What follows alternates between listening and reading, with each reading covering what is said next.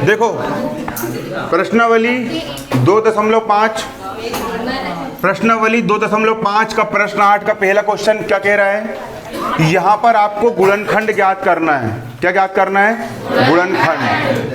8 a की घात 3 धन b की घात 3 धन 12a² b धन 6ab की घात 2।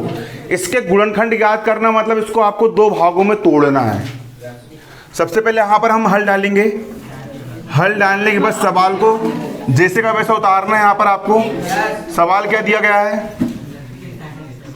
8 a की घात 3 धन b की घात 3 धन 12a² b धन 6ab²। यहाँ पर आपका ये सवाल दिया गया है। अब इस सवाल में आपको क्या करना है? इसके गुणनखंड ज्ञात करना है। पीछे बात मत करो, मैं खड़ा करूंगा फिर अच्छा नहीं लगेगा। मेरे को सब दिखता है कौन क्या कर रहा है क्या नहीं कर रहा, समझ लो अभी, है ना। अब गुणनखंड कैसे निकालेंगे? 8 लिखा हुआ है, 8 को आप क्या लिख सकते हो? 8 को आप 2 की घात 3 लिख सकते हो। a को भी आप क्या लिख सकते हो? a की घात 3। तो ये हो जाएगा 2a की होल घात 3, क्योंकि 2 की भी घात 3 मतलब 2 की घात 3 मतलब 2 दूनी 4 4 दूनी 2 की घात 3 मतलब 2 का 3 बार गुणा होगा। 2 दूनी 4 और 4 दूनी 8। तो 2 की घात 3 मतलब कितना हो जाएगा? 8। और a की घात 3 का a की घात 3 हुआ ना। धन का धन, b की घात 3 का b की घात 3 लिख सकते हो। अब 12 को आप क्या लिख सकते हो? 12 को आप लिख सकते हो 3। अब देखो इसको सूत्र के अनुसार बनाएंगे हम। किसके अनुसार बनाएंगे? अब कई सारे बच्चे इसको तोड़ के नहीं लिख पाते है ना। और कई सारे बच्चे ऐसे भी होते हैं जो इसको भी तोड़ करके लिख पाते हैं। क्या? नहीं लिख पाते। तो तोड़ के लिखना सीखिए, किस प्रकार से आप इसको तोड़ करके लिख सकते हो। यहां पर लगाइए आप चूंकि। और सूत्र क्या होता है हमारा सूत्र होता है a की घात 3। नहीं, इसको x y मान के चलेंगे ना। यहाँ पर a भी है तो यहाँ पे x y मानेंगे। सूत्र होता है x की घात 3 धन y की घात 3 धन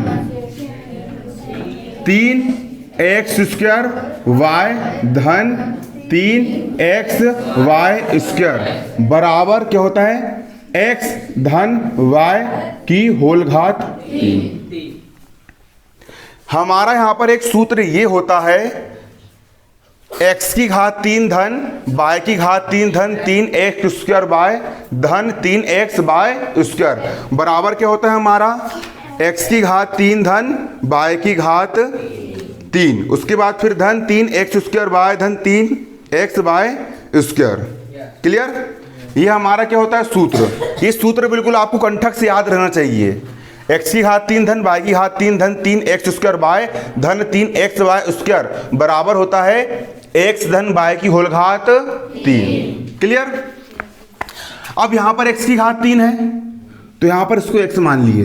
x की घात क्या हो गई? 3। धन का धन, यहां y की घात 3 है, इसको y मान लिए क्योंकि y की घात 3।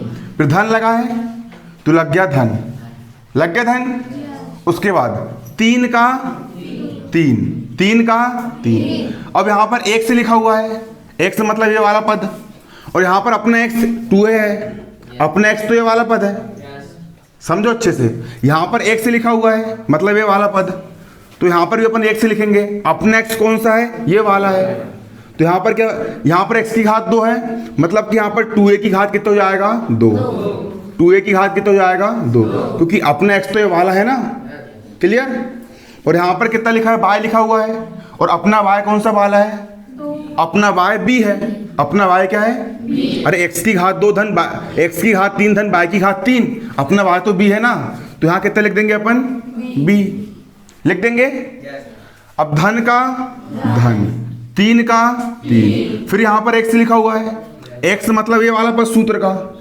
यहां पर अपन x लिखेंगे, अपना सूत्र का x कौन सा है? 2a है। तो यहां पर x लिखा है तो अपन अपना x तो 2 है, यहां पर अपन क्या लिख देंगे? यहां पर 2a। क्या लिख देंगे? 2a लिखेंगे ना। अब जहां पर क्या लिखा है, y की घात 3 लिखा है, वो y की घात 2 लिखा है, कितना लिखा है, y की घात 2 लिखा हुआ है। और अपना y कौन सा है, अपना y वाला b है। अपना y कौन सा है, अपना y ये वाला क्या है, b है। क्लियर।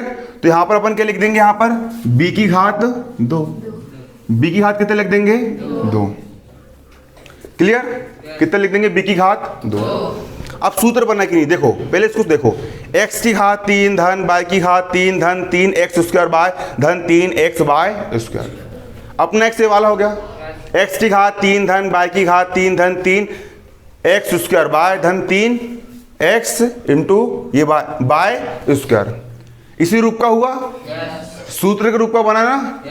मतलब कि यदि आप इसको इस प्रकार तोड़ सकते हो, हल करके देखो, 2 की घात 2 मतलब 2 दूनी 4 और 4 तिया आगे 12, a की घात 2 का a की घात 2 और b का b, धन का धन।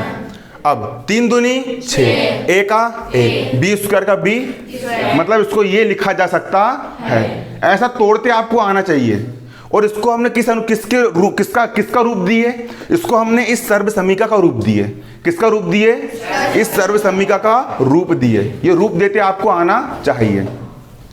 इसका मतलब ये है, अगर x की घात 3 धन y की घात 3 धन 3 ये कहीं पर आया है तो इसको क्या लिखा जा सकता है, इसको x धन y की होल घात 3 लिखी जा सकती है। क्या लिखा जा सकता है, x धन y की होल घात 3 लिखा जा सकता है। हमारा x क्या है, हमारा x यहाँ पर 2a है। क्या है, 2a। तो जी हो गया 2a, मतलब अपना x धन, यहाँ पर y लिखा हुआ है और अपना y क्या है, यहाँ पर b है, मतलब 2x धन b की होल घात कितनी, 3 लिख सकते हो ना। जब इसको ये लिख सकते हैं तो इसको अपन ये लिख सकते हैं, 2a धन b की होल घात 3 बराबर 2a की घात 3 धन b की घात 3 धन 3, 2a की घात 2 इंटू b धन 3, 2a इंटू b की घात 2। कहाँ से बना, सूत्र से बना। x की घात 2, x की घात 3 धन y की घात 3 धन 3 x स्क्वायर बाय धन 3x बाय स्क्वायर। क्या लिख सकते हैं, x धन y की होल घात 3। क्या लिख सकते हो, x धन y की होल घात 3। और ये हो गया इसका गुणनखंड। इसकी कोष्टक की घात 3 है, मतलब कि कोष्टक को 3 बार लिख सकते हो, 2a धन b इंटू 2a धन b इंटू 2a धन b। कोष्टक की घात 3 है ना, मतलब 3 बार क्या हो जाएगा इसका गुणा। और यही हो गया आपका आंसर। उतारिए इसको।